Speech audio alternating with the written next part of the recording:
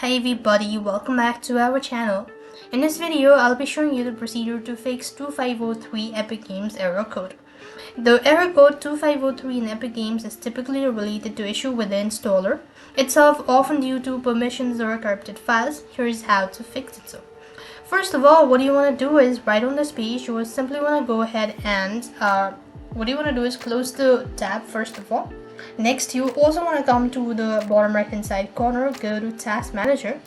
When you locate Steam on this section, you simply want to go ahead and right click and click on End Task.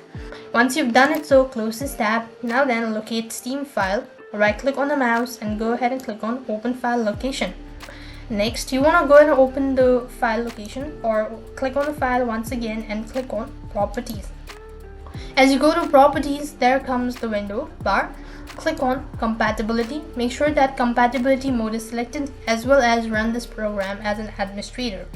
Click the Apply button, click on the OK button, close this tab. Now restart your PC and see that should be able to help you out to fix the issue. And despite that, you could also make sure your Windows operating system is up to date. Sometimes outdated Windows can cause installation problem. So what you want to do is right click on the mouse at the bottom of the screen and go to Settings, or just go to Settings, right?